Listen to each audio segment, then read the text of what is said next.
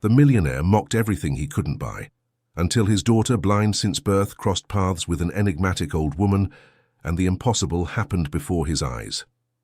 If you enjoy emotional stories, subscribe to our channel and tell us where you're listening from. Continuing, Roberto Andrade Valente. That name was on commercial building plaques, in business magazine headlines, in confidential dossiers of Swiss banks. A name that opened doors, that made ministers answer phones at 3 in the morning, that turned no into yes, sir, with just a glance. At 42, Roberto had built an empire from scratch, or at least that was the official version, the one he liked to tell in interviews and motivational speeches. The truth, of course, had darker nuances, questionable decisions, partnerships with people who didn't photograph well. But in the business world, no one asks where the money comes from. Only how much you have matters, and Roberto had a lot. He had helicopters, 3 in total, kept in different hangars because you never know when you need to fly. He had mansions, one in São Paulo, in Jardim Europa, with 12 suites and a pool that looked more like a lagoon, another in Miami oceanfront, a third in Lisbon, because he liked to say he had European roots, although his grandparents were from Minas Gerais and had never left the countryside. He had cars that cost more than entire apartments, watches worth fortunes, a climate-controlled cellar with wines from 1947, a year he hadn't even been born, but that imprinted status on every bottle. The world saw him as a winner, a self-made man, as the foreign magazines called him, but there was an emptiness in that man that no check could fill. Perhaps that's why he worked so much. Perhaps that's why he slept so little. Meetings, contracts, trips, acquisitions. Everything was urgent, everything was a priority. His personal life, well, that took a back seat, or a third seat. Or perhaps it had no plan at all, just scraps of time he tossed aside when he had any to spare. His wife, Clarice, had given up competing with the business. Beautiful, elegant, always impeccable at social events, she learned to smile for the cameras and pretend everything was fine. Because it wasn't. Their marriage was a facade, a tacit agreement of convenience. He gave her an unlimited credit card. She didn't ask inconvenient questions. They had been sleeping in separate rooms for years. They talked only when necessary. And when they discovered they were expecting a child, the news didn't bring the joy it should have. It brought planning, strategy. Roberto was already thinking about which international private school, at what age fluent English would begin, how he would mold the heir to the empire. But life has those cruel ironies that no strategic planning can foresee. The girl was born on a rainy April dawn, at Hospital Syrio-Libanese, in the presidential suite that looked more like a 5-star hotel room. A scheduled C-section, a top-tier medical team, everything meticulously organized. Roberto was in New York, closing a merger, when he received the call.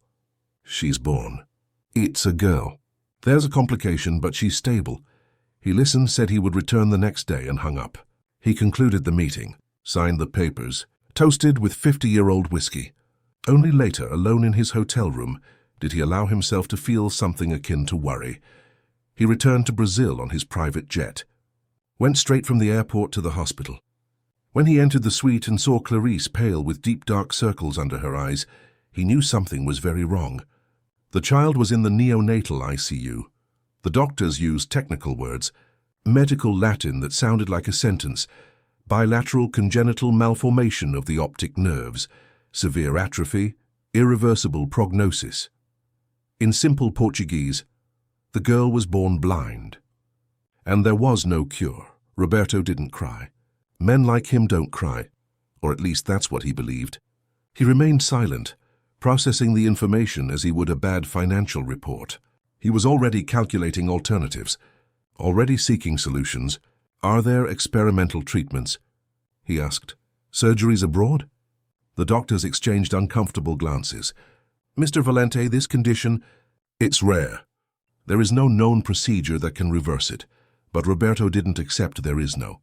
He never accepted it. He would pay whatever it took.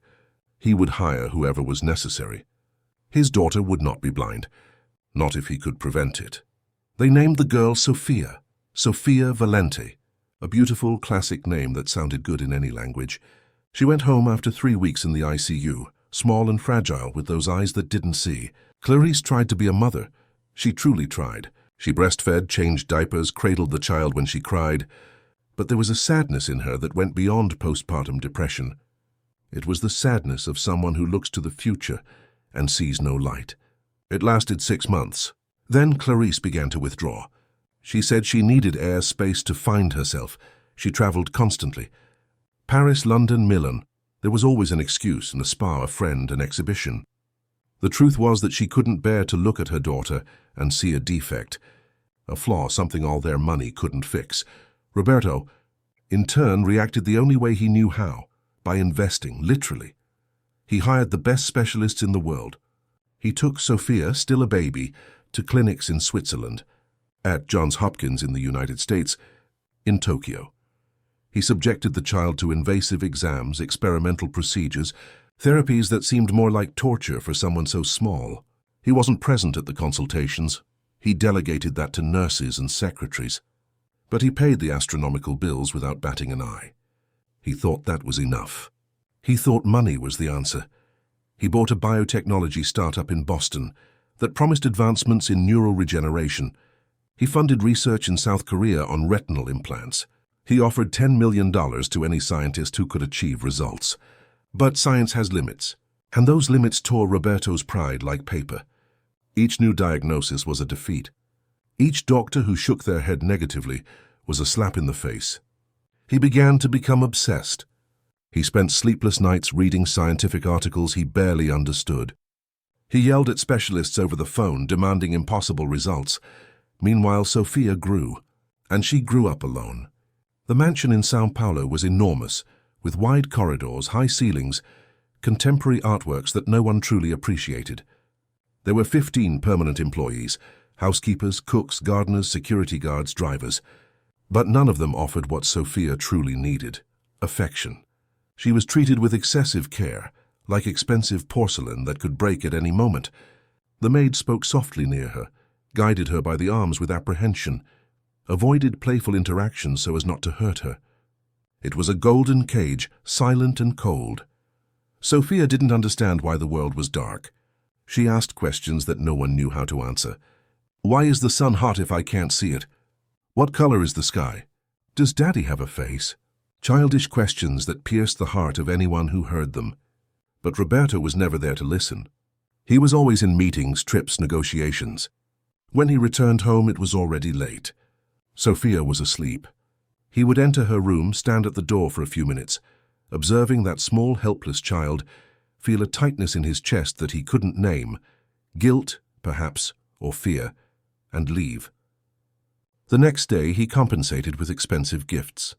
Imported dolls, musical instruments, technological toys, things Sophia couldn't see, didn't understand, didn't want.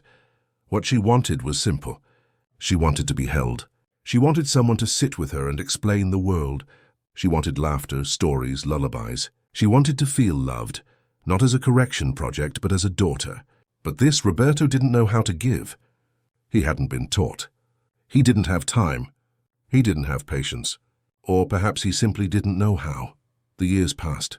Sophia turned 3, 4, 5 years old. She learned to walk around the house using her hands on the walls, memorizing steps, counting doors. She developed keen hearing. She knew when someone entered by their breathing, by the sound of their shoes. But she was a sad child, quiet. She lived in her own world, a world without colors, without shapes, without a father's or mother's face. Sometimes she would sit in the garden and stay quiet, just feeling the wind and listening to the birds. It was in those moments that she seemed most alive, most present. It was on one of those June afternoons, with the São Paulo winter beginning to bite, that everything changed. Roberto was in Germany, negotiating the purchase of an electronics component factory. He would be away for 3 weeks. Clarice was in Paris or Dubai, he didn't even know anymore. And the mansion operated on autopilot, with the employees mechanically performing their duties. The housekeeper, Donna Lucia, a woman in her 50s, efficient but without human warmth, coordinated everything with an iron fist. But that week, 2 of the maids had requested simultaneous vacations, and the work was piling up. Donna Lucia, pragmatic, decided to hire temporary help. She called an employment agency, asked for someone with experience, preferably living nearby. The agency sent a resume. Woman in her 60s, good references, immediately available. Donna Lucia didn't even properly interview her. She hired her by phone. Report tomorrow at 7 in the morning. Uniform will be provided. Discreet behavior is essential. Done, matter resolved. The next day, the doorbell rang at 7 sharp. The security guard opened the gate and saw an elderly woman getting off a bus on the corner. She walked slowly but with an erect posture. Grey hair tied in a simple bun, a face marked by wrinkles that seemed to carry stories, light eyes almost transparent that saw beyond the obvious. She wore simple, clean clothes. Nothing special. A worn fabric bag hung from her shoulder. But there was something about her. A presence, a serenity that completely contrasted with the hurried and cold atmosphere of the mansion. She entered, greeted everyone politely. She said her name was Rosa, just Rosa. No last name, or at least she didn't offer one. Donna Lucia frowned. She didn't like enigmatic people. But the woman seemed capable, so she let it go. She explained the duties, cleaning the second-floor rooms, organizing the pantry, assisting in the kitchen when necessary. And most importantly, she said emphatically, don't bother the girl. She has special needs. Leave that to the specialized team. Rosa merely nodded with a half-smile that Donna Lucia couldn't interpret. The day passed normally. Rosa worked in silence, efficient, without asking unnecessary questions. In the afternoon, she was on the second floor, folding bath towels in the ironing room, when she heard a soft crying coming from the corridor. She stopped, listened. It was a muffled cry, one of those you try to hide. She followed the sound. It led to a partially open door. Inside, sitting on the floor of an immense room full of untouched toys, was Sophia, 5 years old, small, with brown hair falling to her shoulders, dressed in an expensive lace dress that looked more like a costume. She was crying alone, hugging her own legs. Rosa didn't think twice. She entered. She slowly knelt beside the girl. "Hello, my flower," she said in a soft, warm voice like someone singing a song. Sophia stopped crying, startled. "Who are you?" she asked apprehensively. "I'm Rosa, and I came to keep you company if you'd like." The girl frowned. "You're not Aunt Lucia." "No, I'm not. I'm new here." "But I already like you very much." Sophia was confused. "How can you like me if you just met me?" Rosa smiled, though the girl couldn't see. "Because souls recognize each other before eyes do, little one. Your soul called me, and I came." There was something in Rosa's voice, something calming, something that made Sophia feel safe, for the first time in a long time. "Do you know I can't see?" she asked defensively. "I do," Rosa replied without pity in her voice. "So what?" Sophia blinked, surprised. No one had ever said "so what" before. Everyone always used that low voice full of pity. "So what if I can't see?" she repeated, trying to understand. "So what, my flower, is that there are many ways to see. You see with your heart, with your fingers, with your ears. That is rarer and more beautiful than any ordinary eye." Sophia was silent. Then timidly she extended her hand. Rosa took that small warm hand and held it tenderly. "You have working hands," Sophia said, touching the calloused fingers. "I do. Hands that plant, that clean, that pray. And you pray?" she asked with curiosity. "Every day, and now I will pray for you too." Sophia felt tears return, but this time they weren't of sadness. "No one ever prayed for me. They only pay doctors." Rosa squeezed the girl's hand. "Then I'll be the first. And you know what? I think you and I are going to get along very well." That afternoon, something changed in the mansion, something small, imperceptible to outsiders. But Sophia felt it. She felt that maybe, just maybe, the darkness wasn't so lonely after all. And for the first time in a long time, she smiled. A genuine smile, which illuminated her small face and touched Rosa's heart in a way no words could explain. Outside, the business world kept turning. Roberto closed contracts, accumulated zeros in bank accounts. But inside that house, without him knowing, a silent revolution was just beginning. A revolution that couldn't be bought with money, couldn't be negotiated at meeting tables, didn't fit into spreadsheets. A revolution of affection, of presence, of something the world had long forgotten the name of, but that Rosa knew well: unconditional love. And this was just the beginning. The following days were like watching a flower bloom after too long a winter. Sophia began to change. Subtly at first, a smile here, a question there, but soon the transformation became impossible to ignore. For the first time since she was born, that child seemed alive, truly alive. Rosa didn't do anything extraordinary, at least not in the practical eyes of outsiders. She was simply present. In the morning, when Sophia woke up, it was Rosa's voice that greeted her. "Good morning, my flower. Have you smelled the fresh coffee yet? Today, Donna Benedita made those pains de queijo that feel like clouds." And Sophia laughed, because Rosa had a knack for these things. She transformed the trivial into magic. Breakfast, which used to be a silent protocol conducted by hurried maids, turned into a moment of conversation. Rosa told stories while Sophia ate. Simple stories, from when she was young, from when she lived in the countryside of Minas Gerais, in a place called São Gonçalo do Sapucaí, where the mountains touched the sky and time passed slowly. There was a river there that sang, Rosa would say, as she cut fruits into small pieces. It really sang, my flower. Every stone, every bend was a different note. I would sit for hours on the bank just listening. My mother said I was crazy, but I knew I wasn't. The river taught me things no one at school could teach. Sophia listened, fascinated, her head resting on her hands. And what did the river teach? She asked with wide eyes, those eyes that couldn't see but shone with curiosity. It taught patience. It taught that water always finds its way, even when it seems impossible. It taught that the world is bigger and more beautiful than we imagine. Donna Lucia observed all of this with suspicion. That woman was overstepping boundaries. She hadn't been hired to be a nanny, much less to fill the girl's head with countryside stories. But she couldn't deny it. Sophia was different. She ate better. She slept better. She smiled. And in the Valente mansion, smiles were as rare as diamonds. So Donna Lucia let it slide, although she kept a watchful eye. She had responsibilities. If Mr. Valente came back and saw something wrong, it would be her who would take the blame. But Rosa didn't care about suspicions. She had a purpose, even if she couldn't explain exactly what it was. She only knew that she had been guided there. Some people call it coincidence, others destiny. Rosa called it providence, the invisible hand that moves things when we least expect it. And she wasn't going to waste this opportunity. After breakfast, as the morning sun began to warm the garden, Rosa took Sophia's hand, gently but firmly, and led her outside. "Today we will feel the world, my flower," she announced. And Sophia, who was previously afraid to leave her room, accepted without hesitation. The mansion's garden was enormous, designed by a renowned landscaper, who had charged a fortune to create that perfect setting.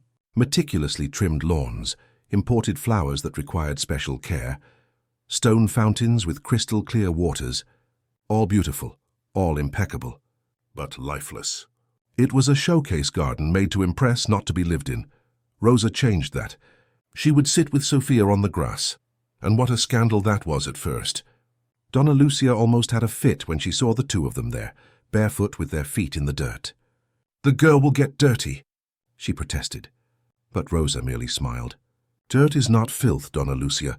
Dirt is where we come from and where we return. The girl needs to feel that." And Sophia for the first time stuck her little fingers into the soft earth, felt the texture, the dampness, the smell of life emanating from it. "It's soft," she said, surprised. "Like a warm blanket." Rosa squeezed her hand. "It's nature's blanket, my flower. It's where everything is born." And then Rosa began her teachings. They weren't textbook lessons. They weren't therapies with scientific names. They were teachings of the soul.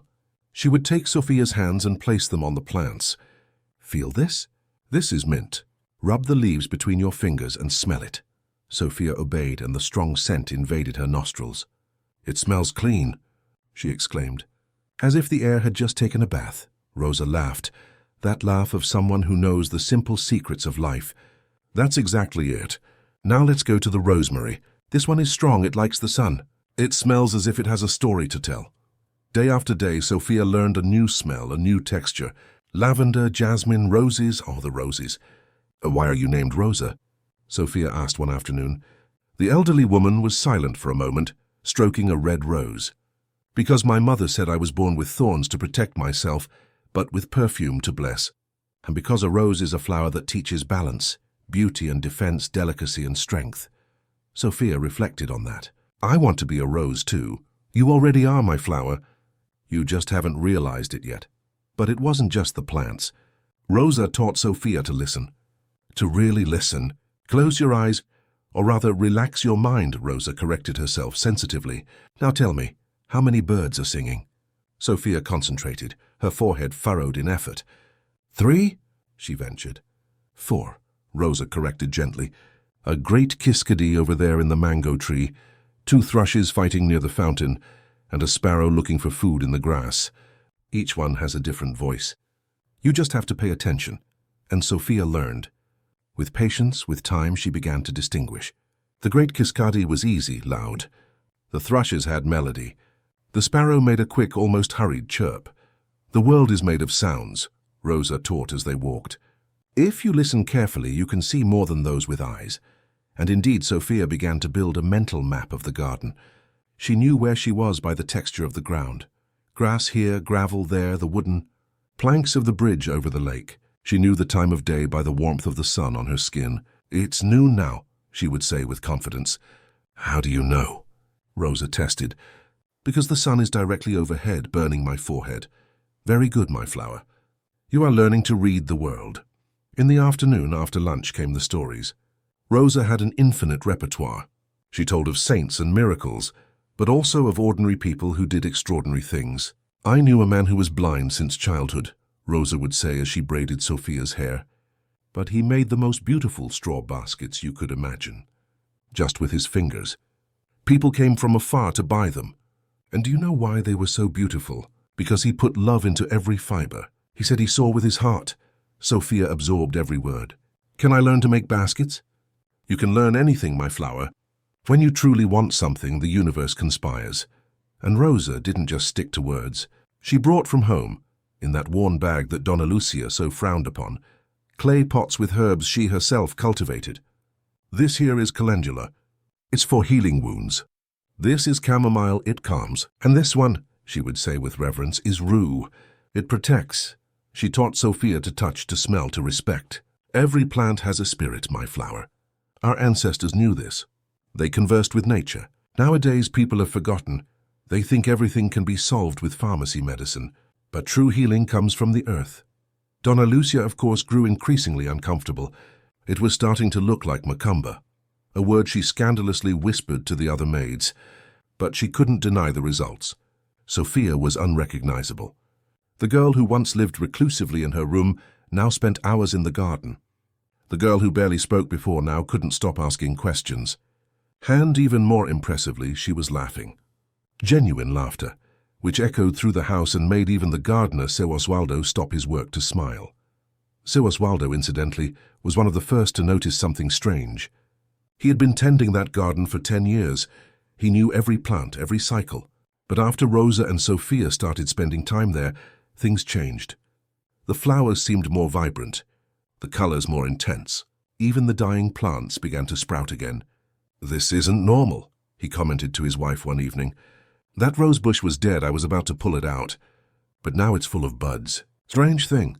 His wife, less skeptical, smiled. It's not strange, it's a blessing. The girl is bringing life. And that lady too. But not everything was enchantment. There was resistance. One of the maids, Carmen, young and opinionated, didn't like Rosa. This old woman is getting too involved, she grumbled in the pantry while drinking coffee. She keeps filling the girl's head with stories of singing rivers, of plants that have spirits. That's not education, it's ignorance. But even Carmen had to swallow her words when she saw Sophia one afternoon identify a song just by its rhythm. She was in the living room listening to the radio playing in the distance and said, "It's samba. Samba de roda from Bahia." Carmen was speechless. "How do you know that, girl?" Sophia shrugged, smiling. "Rosa taught me that every song has a color. Samba is yellow, joyful." Weeks passed, and the connection between Rosa and Sophia grew so deep it was almost palpable. They created their own rituals. In the morning, before anything else, Rosa would take Sophia's hand and say a short prayer. It was nothing elaborate, nothing theatrical. Just simple words. "Thank you for another day, for this beautiful child, for the opportunity to serve. May light guide our steps," Sophia repeated in her soft little voice. And somehow that gave her a strength no doctor could explain. At night before bed, Rosa would sit on the edge of Sophia's bed and sing, old lullabies that her mother used to sing to her when she was a child. Boy da cara preta, black-faced ox. Catch this child who is afraid of grimaces. Sophia would laugh and ask for more. Sing the one about the frog, she would ask. And Rosa would sing, with a hoarse but tuneful voice, the songs that traversed generations. It was in these moments that Sophia felt something she couldn't name, but which filled the emptiness she had always carried. Security, belonging, love. Donna Lucia, seeing all that, was conflicted. On one hand, she couldn't deny that the girl was doing well. On the other hand, she felt she was losing control. That temporary maid was taking on a role that wasn't hers. And worse, she was forming bonds. Bonds that could be problematic when the temporary worker left. "Rosa," she called one afternoon in a firm tone, "you were hired for cleaning, not to be a nanny. There are limits." Rosa merely nodded calmly. "I understand, Donna Lucia, but the girl needs someone. And as long as I am here, I will be that someone." Donna Lucia was left without a response. There was a dignity in Rosa that was difficult to confront. And then, one Friday afternoon, 3 weeks after Rosa's arrival, something happened that alarmed everyone. Sophia was in the garden as usual, touching the leaves of a fern when she suddenly stopped. She stood completely still, her little hand suspended in the air. Rosa, who was nearby, noticed. "What is it, my flower?" Sophia didn't answer immediately. She slowly turned her head as if searching for something. "Rosa, there's something different." "Different how?" Sophia frowned, concentrating. "I can't explain. It's like there's a warmth. But it's not the sun. It's something else. It's coming from you." Rosa felt a shiver run down her spine. She approached slowly and knelt in front of Sophia. "Look at me, my flower."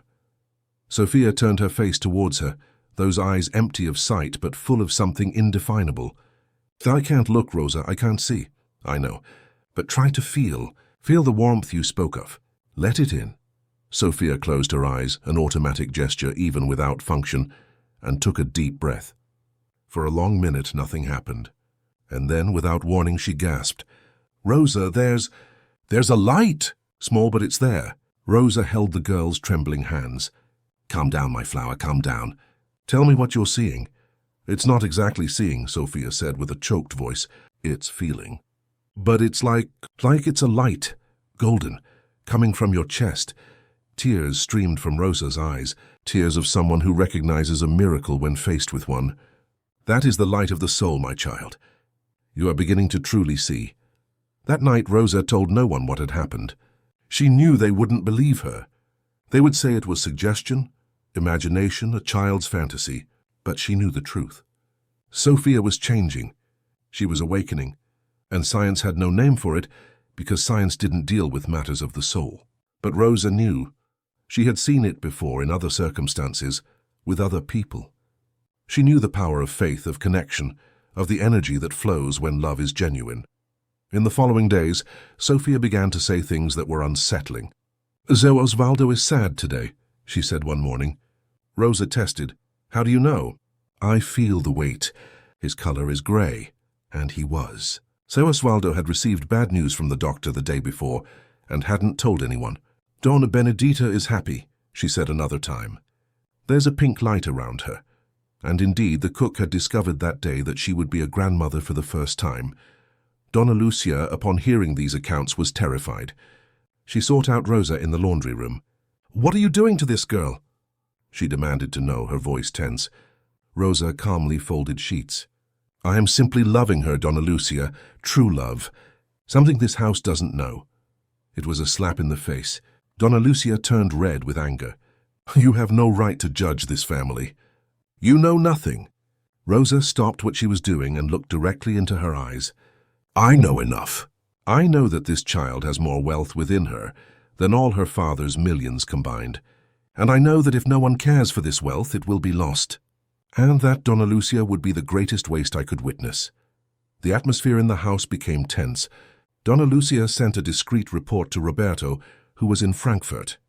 "The temporary maid is becoming excessively attached to Sophia. I think it prudent to replace her." Roberto read it distractedly between meetings. He replied, "Do what you think is best.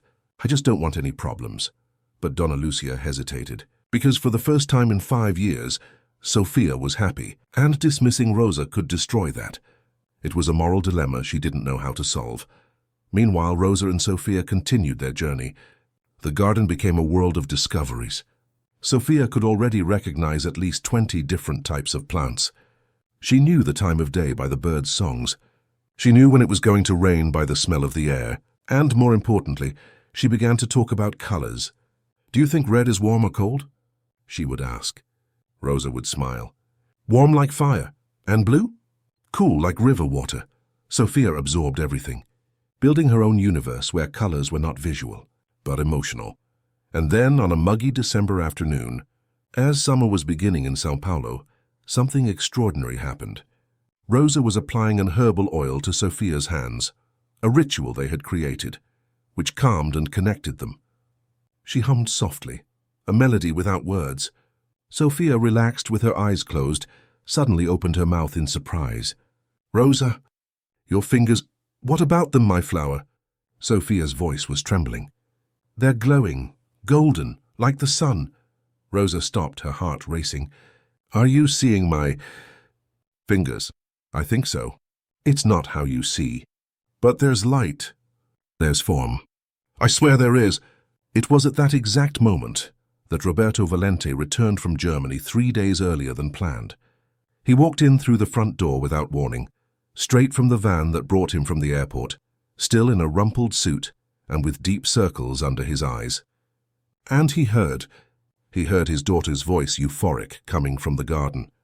He walked over and saw the scene. Sophia sitting on the grass barefoot, holding the hands of a stranger, talking about light and color. He frowned. He felt anger. Who was that woman? What was happening?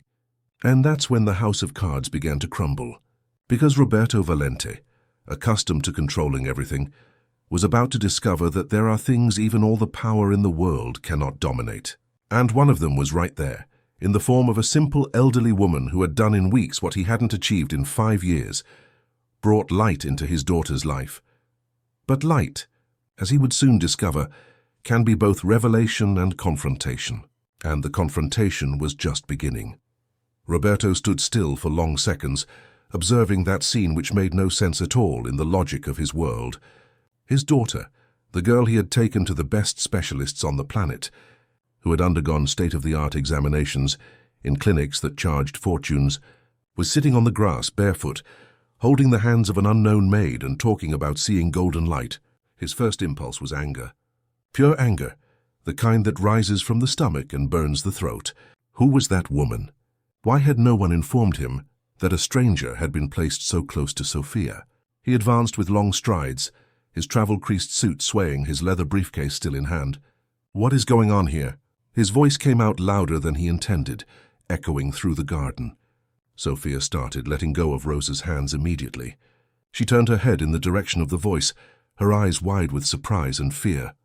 "Daddy!" There was so much hope in that word, so much desire for it to be a good surprise, that something within Roberto tightened. But he pushed the feeling down, as he always did. It was not a time for weakness. Rosa stood up slowly, without haste, without showing fear. She shook off the grass, clinging to her simple skirt, and stood facing him, her clear eyes meeting his with a serenity that irritated him even more. "Good afternoon, sir. My name is Rosa. I was hired as a temporary maid." Her voice was calm, firm, with no trace of nervousness. Roberto scrutinized her from head to toe. Grey hair, simple clothes, calloused hands. Nothing about her was impressive.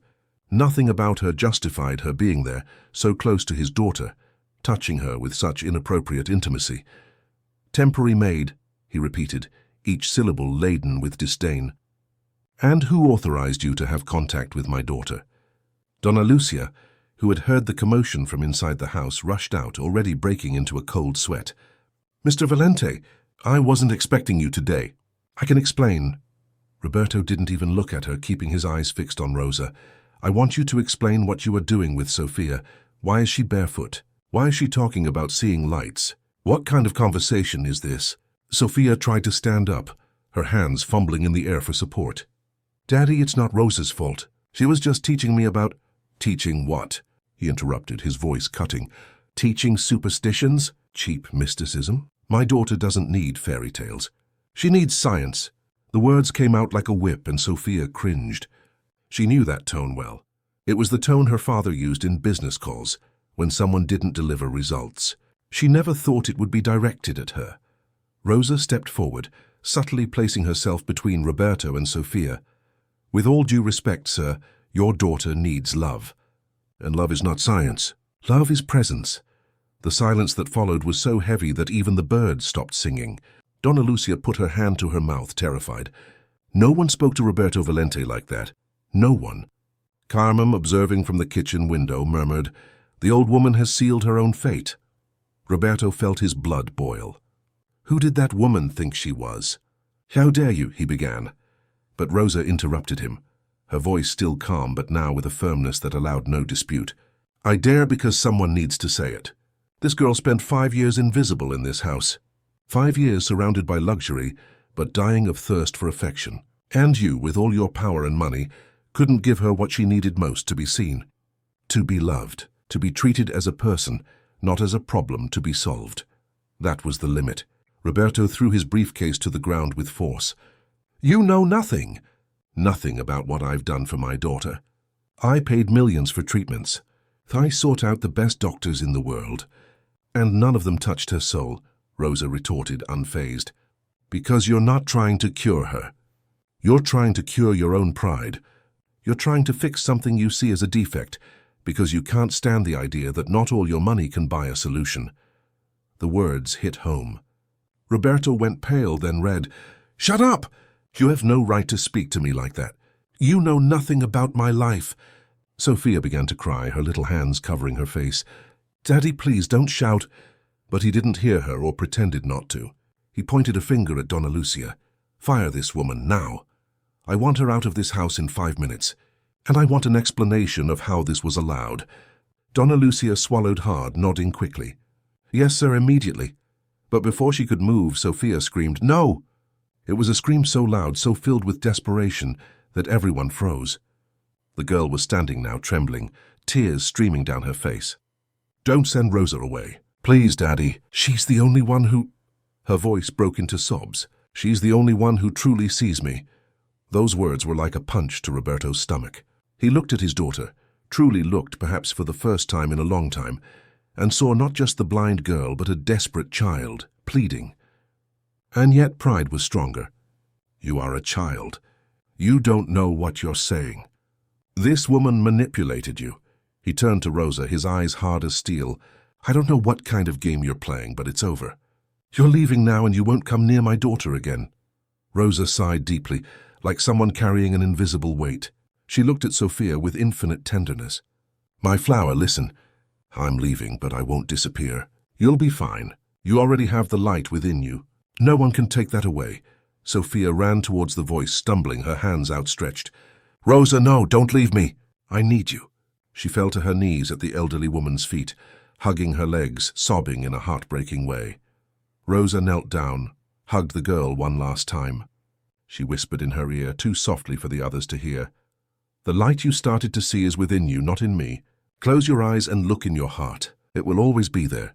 She kissed Sophia's forehead, stood up and walked towards the house without looking back. Not out of coldness, but because if she looked, she wouldn't have the strength to leave. Roberto watched all of it with a mixture of relief and discomfort. He picked Sophia up. She was stiff. She didn't hug him back. She just cried in silence. "It's over, Sophia. That woman is gone and won't confuse you anymore." But as he carried his daughter back into the mansion, Roberto felt something he didn't expect. Guilt. Not a small, easy-to-ignore guilt, but something deep that hurt in his chest. He shook his head, trying to push the feeling away. He had done the right thing. He had protected his daughter from an opportunist. Donna Lucia ran after Rosa. I'm so sorry. It wasn't supposed to come to this." Rosa stopped at the door, turned and smiled sadly. "You don't need to apologize. Everyone reaps what they sow. And that man planted pride. He will reap pain until he learns." She gathered her few belongings, put them in her worn bag and walked out the front door. The security guard opened the gate, not knowing what to say. Rosa walked down the sidewalk slowly and disappeared around the corner. Inside the house, Sophia was put in her room. Roberto called the family's private doctor, Dr. Henrique. a middle-aged man who always agreed with everything. "I need you to examine my daughter. She has spent the last few weeks under the influence of an inappropriate person. I want to ensure she is well." The doctor examined Sophia, who was apathetic, staring into space. "Physically, she is healthy, Mr. Valente, but she seems sad." Roberto frowned. "Sad? Do something." "Sir, sadness has no medicine. It has a cause." "And the cause is usually emotional." Roberto dismissed the doctor impatiently. He ordered Sophia's favorite dinner to be prepared, grilled chicken with potatoes, but she didn't want to eat. He tried to talk to her, but she didn't respond. He offered presents, new toys, but she just turned her face away. At night, he hired a specialized nurse to stay in the room with her. Sophia didn't sleep. She stayed awake all night, sitting on her bed, crying softly. The days that followed were devastating. Sophia entered a state of deep apathy. She stopped speaking almost completely. She refused food, had to be forced to eat. She didn't want to leave her room. When they tried to take her to the garden, she resisted, screamed, panicked. It was as if something within her had broken. The progress she had made, the smiles, the curiosity, the joy, all disappeared. Worse, she started constantly stumbling again, hurting herself, as if she had forgotten everything Rosa had taught her. Roberto tried everything. He brought in child psychologists, trauma specialists, occupational therapists. None could reach her. Sophia had built a wall around herself. When her father entered the room, she wouldn't even turn around. It was as if he didn't exist. And that of all things was what hurt Roberto the most. He was used to being respected, feared, listened to. But to his own daughter, he had become transparent. 2 weeks after Rosa's expulsion, on a dawn when Roberto couldn't sleep, like all the others, he went to Sophia's room. The door was ajar. He entered silently and found her sitting on the floor, hugging one of the pillows, rocking back and forth. "Sophia?" he called softly. She didn't answer. He approached, knelt beside her. "Daughter, please. Talk to me." Nothing. Only the sound of her breathing and the rhythmic swaying of her body. Roberto felt an anguish he couldn't name. I just wanted to protect you." That woman, she wasn't trustworthy. Sophia stopped rocking. She turned her head towards him, those empty eyes that seemed to see much more than they should. And then, with a cold voice he had never heard from his daughter, she said, "You didn't take Rosa from me. You took my light." And she went back to rocking, closing herself off again. It was at that moment, kneeling on the floor of his daughter's room at 3 a.m, surrounded by the silence of an expensive and empty mansion, that Roberto Valente began to crack. It wasn't a dramatic collapse. It wasn't a moment of enlightened epiphany. It was just a crack, small but deep. For the first time in years, perhaps decades, he allowed himself to question. Had he done the right thing? Had that woman really done harm? Or had she done what he never could, love Sophia unconditionally? The questions tormented him. At work, he couldn't concentrate. In meetings, he lost his train of thought. His partners began to notice. "Roberto, are you okay?" He lied, said yes, but he wasn't. At night, he scoured the internet, he who had teams for research, looking for that woman. Rosa. Last name? No one knew. Address? It wasn't in the records. It was as if she had appeared out of nowhere and vanished into nothing. Donna Lucia, consumed by guilt, confessed one night. "Mr. Valente, I need to tell you something." Before Rosa left, Sophia had started to see things. Roberto sharply raised his head. "See? What do you mean, see?" Donna Lucia told him about the episodes.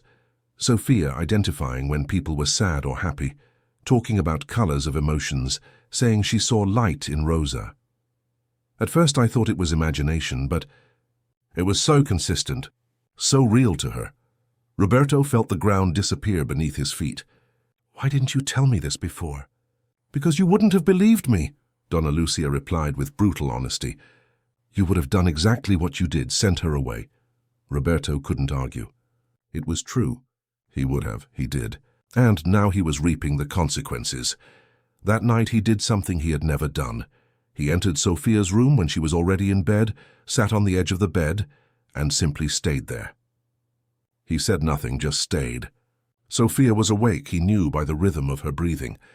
After long minutes, he whispered, "Do you miss her?" Sophia didn't answer immediately.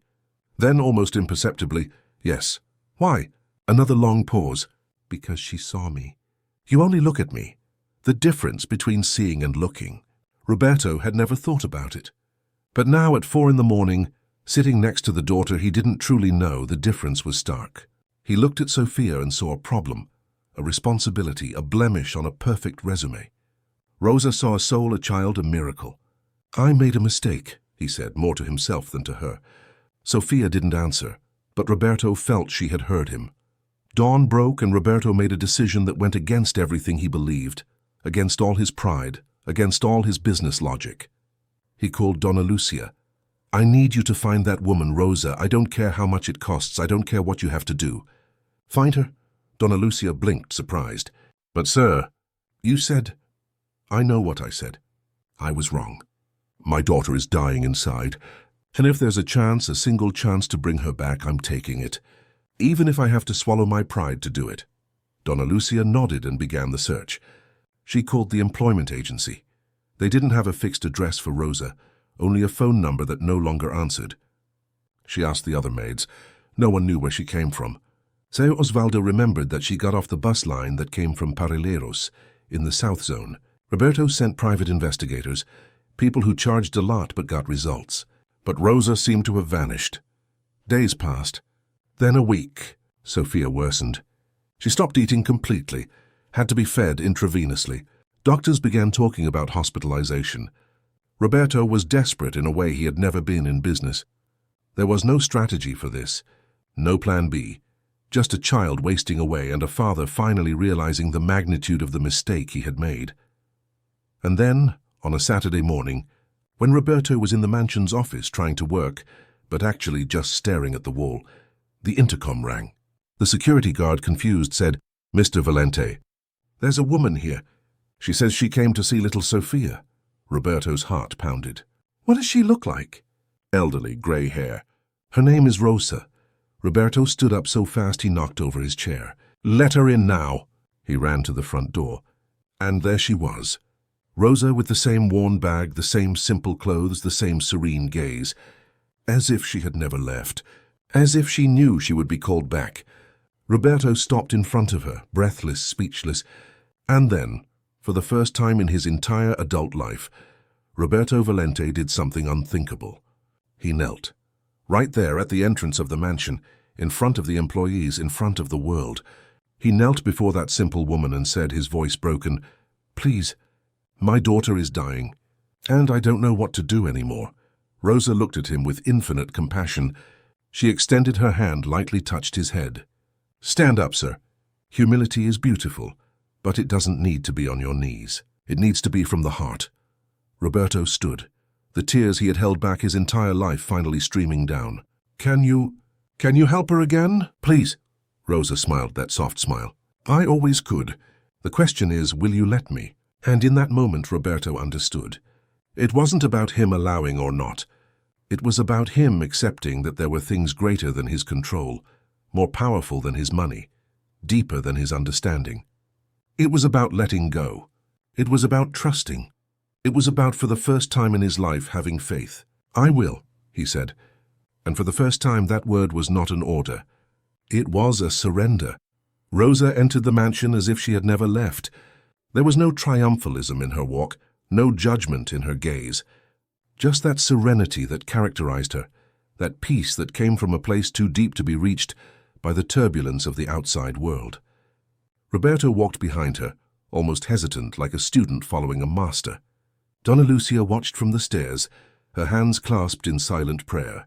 The other employees had gathered discreetly, all sensing that something monumental was about to happen. Where is she? Rosa asked, her soft voice cutting through the tense silence of the house. In her room, Roberto replied, his voice still hoarse with emotion. She hasn't left there for days.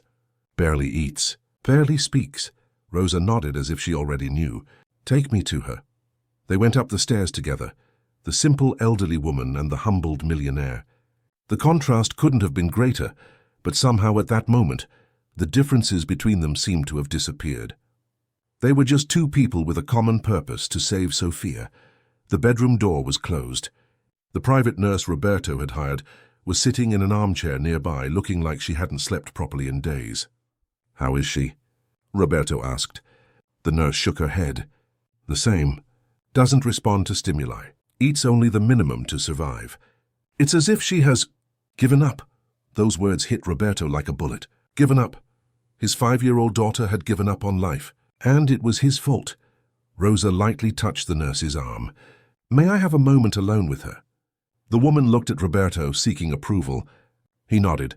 You can leave them alone, and please I ask that they not be interrupted, no matter how long it takes. Everyone left the room. Rosa stood at the door for a moment, taking a deep breath as if preparing herself. Then gently she entered and closed the door behind her. The room was in semi-darkness. The heavy curtains blocked the sunlight. Sophia was lying on the enormous bed, too small for that space, curled up in a fetal position, hugging a pillow. She was awake. Rosa could feel it by the tension in the girl's body, but she didn't move when she heard the door open. Sophia, my flower, Rosa called, her voice soft as a caress. It's me. Rosa is back. For long seconds, nothing happened. Then, almost imperceptibly, Sophia turned her head. Her lips moved, trying to form words, but no sound came out. Only tears. Tears that streamed from her blind eyes, wetting the pillow already damp from so much crying. Rosa slowly crossed the room, sat on the edge of the bed. May I touch you?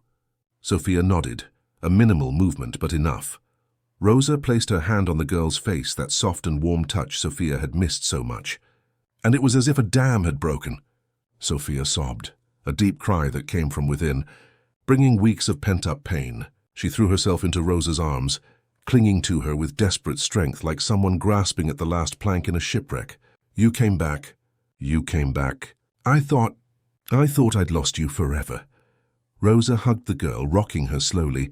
I told you I wouldn't disappear, remember? The light we lit inside you doesn't go out just because I left. It was always there. But you were so scared that you closed the eyes of your soul. They stayed like that for a long time. Embraced, Rosa humming softly those old songs Sophia loved so much. Gradually, the crying subsided. The girl's breathing became calmer, and then, for the first time in weeks, she spoke clearly. You're not going to leave again, are you? Rosa held Sophia's face between her hands. That doesn't just depend on me, my flower. It depends on your father, too. But one thing I can promise, the light we lit together will never go out. Even if I'm not physically here, it will continue, because it comes from within you, not from me. I just helped you find it, Sophia sniffled. But I need you. I need you to teach me more. I need to see again. And you will see, Rosa said with conviction. But first you need to eat. You need to leave this dark room. You need to go back to the garden, feel the sun, hear the birds. You need to live again, Sophia, because life is a gift even when it comes with challenges. Do you understand that? Sophia nodded, still clinging to Rosa. I understand, but will you stay with me? At least today. I will, Rosa promised, and we'll do everything right this time. Rosa opened the curtains, letting the sunlight flood the room. Sophia blinked, feeling the warmth on her skin. The sun is bright today, Rosa said. How about we go outside? Sophia hesitated, but then agreed. Rosa helped her get up, change her clothes, a simple dress, not those expensive and uncomfortable ones, and go down the stairs. When they appeared in the living room, Roberto was waiting, standing, nervous. Seeing Sophia alive again, walking, he almost smiled. But Sophia didn't look at him. She walked past, hand in hand with Rosa, towards the garden. Roberto felt the rejection like a slap, but he didn't protest. He followed behind, keeping his distance. Outside, Rosa sat with Sophia on the grass, in the same spot where everything had begun. Let's start over, she said. Close your eyes, relax your mind. Breathe deeply, smell the earth. Listen to the sounds. Tell me what you feel. Sophia obeyed, concentrating. I feel inner warmth, I hear a great kiskadee. I smell wet grass. Very good. Now give me your hands. Rosa held Sophia's small hands. She began to massage them slowly with circular movements, applying an oil she had brought in her bag. It smelled of herbs, of wilderness, of something ancient and powerful. This oil is made of rue, rosemary, and lavender, she explained. It's blessed. It's made with intention. And the intention is love. Pure love, expecting nothing in return. She continued massaging.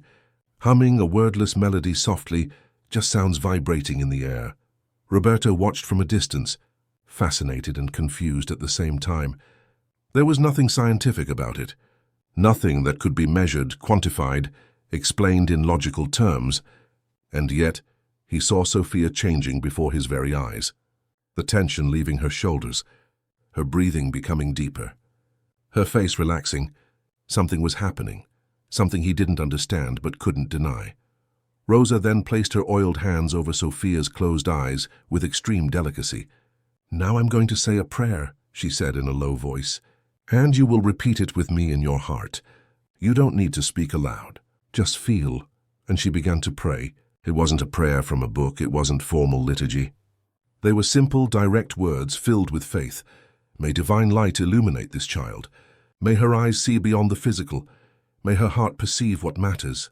May she be blessed with the vision of the soul, and if it is the Creator's will, with the vision of her eyes as well. Amen. The garden fell into absolute silence. Even the wind seemed to stop. And then something extraordinary happened.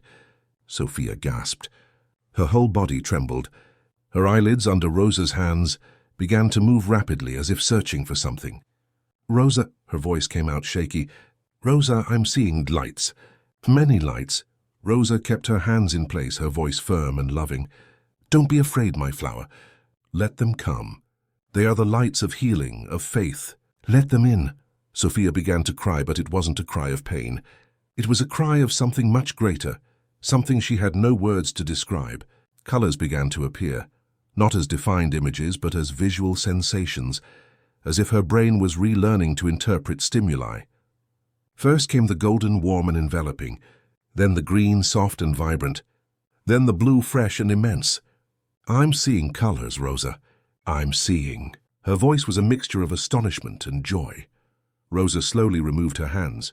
"Now open your eyes, my flower. Calmly, without rushing." Sophia obeyed, blinking repeatedly like someone waking from a very long sleep. At first, everything was a blur. Patches of light and shadow, but gradually shapes began to define themselves. A tree, the grass, her own hands in front of her face. And then she turned her head and saw Rosa, truly saw her. Her face marked by wrinkles, her grey hair, her clear eyes full of love. "Rosa," she whispered with reverence, "you are so beautiful." Rosa laughed through her tears. "Kindness makes everything beautiful, my flower." Sophia looked around, fascinated. Everything was a miracle. The tree leaves rustling in the wind, the colorful flowers, the blue sky she had heard so much about but never seen. "The sky really is blue," she exclaimed, laughing and crying at the same time. "And the sun. The sun is so bright. It's golden, just like you said." She got up unsteadily, running from one side of the garden to the other, touching everything, as if needing to confirm with her hands what her eyes saw. Roberto, who had watched everything from that respectful distance, couldn't take it anymore. He ran to them, fell to his knees in front of Sophia. "Daughter, are you seeing?" Sophia stopped, looked at him. For the first time in her life, truly looked, and remained silent. She studied that face she had never seen, the shape of his nose, the color of his eyes, the lines of expression. "You are my father," she said, more as a statement than a question. Roberto nodded, tears streaming freely. I am, and I'm so sorry, Sophia. So sorry for everything, for not being present, for not seeing you, for taking Rosa from you. I made a mistake. A big mistake." Sophia kept looking at him for long seconds. Then, with that wisdom only children possess, she said, "You're crying. Your eyes look more beautiful when you cry, because then I see that you have a heart." And those words completely broke Roberto. He pulled her into a hug, the first real hug he had given his daughter in 5 years, and cried as he had never cried in his life. He cried for guilt, for pain, for lost years. But he also cried from relief, from gratitude, from rebirth. Rosa watched everything with a tranquil smile. Her work there was almost complete. Donna Lucia, who had watched everything from the window, ran to the garden along with the other employees. When they saw Sophia looking at them, responding to visual cues, identifying colors and objects, there was a chorus of exclamations and tears. "It's a miracle," Donna Benedita exclaimed. "A real miracle!" Seu Osvaldo took off his hat, crossed himself 3 times. Even Carmen the skeptic was speechless. But Rosa raised her hand, asking for silence. "It wasn't a miracle," she said firmly, though still gently. "Or rather it was, but not the kind you're thinking of. The miracle was love. It was connection. It was faith. Science has no name for this, because science doesn't measure the soul. But the soul is what heals, always has been, and always will be." She looked at Roberto. "True blindness was never in Sophia's eyes, Mr. Valente. It was in a closed heart, in the pride that doesn't let the light in. But today both she and you began to truly see." Roberto nodded, unable to speak. He held Sophia in his lap, even though she was already big for it and didn't want to let go. He wanted to make up for all the lost time. He wanted to engrave that moment in his memory forever. The moment he stopped being a successful but empty businessman and started being a father. "What do I do now?" he asked Rosa, his voice still choked. "How do I make amends? How do I thank you?" Rosa smiled. "Don't thank me. Thank the one who is above us all. And as for making amends, it's simple. Be present, truly present. Not with money, not with expensive gifts. With time, with attention, with love. Sit with her in the garden every morning. Teach her what you know, but more importantly, learn from her what you don't know. Let this child teach you to see the world anew, because both of you are being reborn today." That afternoon, the mansion completely transformed. The heavy, cold atmosphere was replaced by something light, warm, alive. Sophia couldn't stop exploring, wanting to see everything, touch everything, understand everything. Roberto accompanied her, explaining things, laughing at her questions, marveling at her infinite curiosity. She led him to the garden and showed him every plant Rosa had taught her. "This is mint, this is rosemary. And this one here," she said, pointing with pride, "is a rose like her. It's beautiful, but it has thorns." At night, as the sun began to set, Sophia had her first glimpse of a sunset. She was mesmerized by the colors, orange, pink, purple, blending in the sky.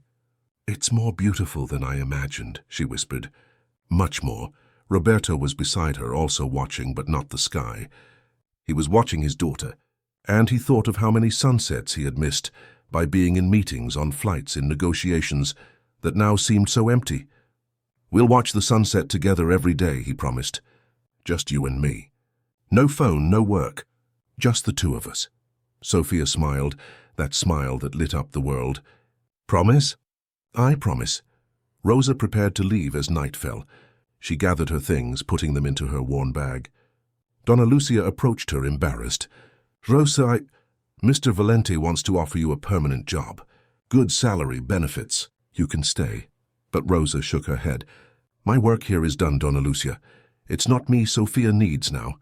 It's her father. And he's finally ready to be a father. But you don't want anything? After everything?" Rosa smiled. "I've already received everything I needed. I saw a soul reborn. I saw a heart open. That is priceless." Roberto came down with Sophia holding his hand. "Rosa, please stay. I'll pay you whatever you want. I'll give you a house, a car, whatever you need." But Rosa merely touched his face with tenderness. "Mr. Valente, you still don't fully understand, but you will. Faith cannot be bought. Love cannot be negotiated. A miracle is priceless. What happened here today was a gift. And gifts are not charged for." She turned to Sophia, kneeling to be at her height. "My flower, promise you'll take good care of these new eyes? And more importantly, promise you'll always see with your heart too." Sophia hugged Rosa tightly. "I promise. And I'll miss you." "And I'll miss you too," Rosa admitted, her voice faltering for the first time. "But we're not saying goodbye because it's not goodbye. It's see you soon. When you least expect it, we'll meet again. Maybe not here, maybe not now, but we will meet. Because souls that connect are never truly lost." She kissed Sophia's forehead, stood up and walked towards the door. Roberto walked her to the gate.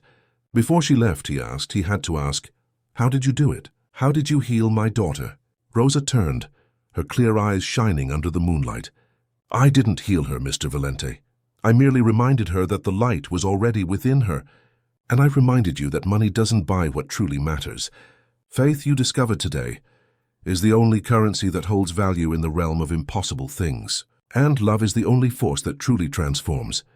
And then she left, walking slowly down the sidewalk until she disappeared around the corner. Roberto stood there for a long time, looking where she had gone, feeling he had just witnessed something sacred. He went back inside up to Sophia's room. She was at the window looking at the stars. So many stars she had never seen. "They really shine, Dad," she said, marveling. "Like diamonds in the sky." Roberto hugged his daughter from behind. "They do shine. And you know what else? Each one has a story. And now we have time for me to tell you all of them." The days that followed were of complete transformation. Roberto drastically reduced his workload. He delegated more, traveled less, prioritized differently. Every morning he had coffee with Sophia. Afterward, they went to the garden together, where he learned the names of the plants his daughter knew by heart. In the afternoon, they read together. She was learning letters with surprising speed. In the evening, they had family dinner, talked, laughed. The mansion, once a luxurious mausoleum, became a home. Sophia had medical follow-ups. The ophthalmologists were perplexed. Clinically, it shouldn't have been possible. Her optic nerve still showed the same atrophy in the exams, and yet she could see. Not perfectly. There were limitations, some blurriness, light sensitivity, but she could see. "It's inexplicable," the doctor said. Roberto merely smiled. "Not everything needs an explanation. Some things we just accept and are grateful for." Clarice returned from one of her trips and found a completely different house. Sophia could see. Roberto was present, an atmosphere of peace. She didn't know how to react. For a moment she thought of staying, of trying to be a mother, but she realized she no longer fit there. That was Roberto and Sophia's story, a story of redemption that didn't include someone who had abandoned the ship. She amicably asked for a divorce. Roberto accepted. There was no resentment, just the understanding that some paths diverge, and that was okay. Months passed. Sophia began attending a regular school with support. She was the best in her class, curious, dedicated, loved by everyone. She made friends for the first time. She had her first real birthday party, with children laughing in the garden, chocolate cake, colorful balloons. Roberto organized everything personally, without delegating to secretaries. And when they sang Happy Birthday and Sophia blew out the candles, 6 candles because she had turned 6, he cried again. But they were good tears. Tears from someone who finally understood what it means to live.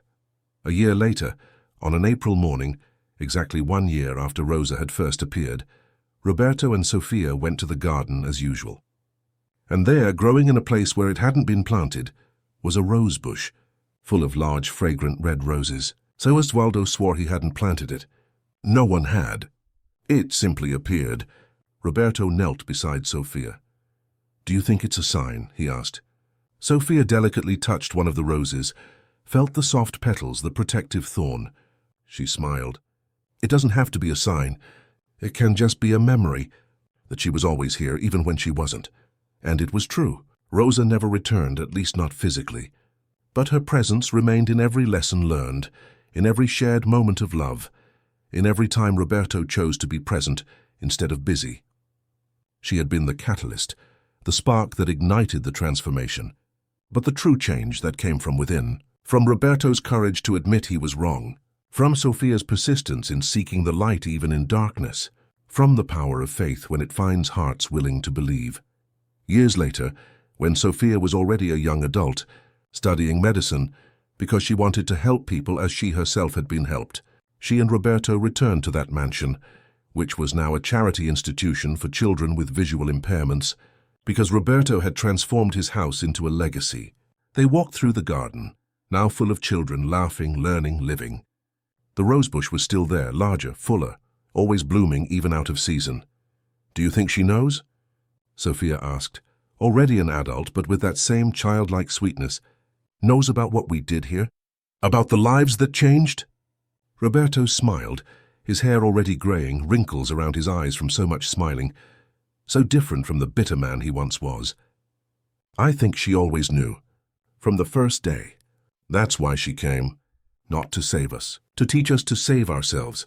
And as the sun set once more, painting the sky with those impossible colors Sophia never tired of seeing, father and daughter sat on the grass, barefoot, as Rosa had taught, and simply existed, present, grateful, complete, because they had learned the most important lesson of all, that true wealth is not in the things we possess, but in the connections we create.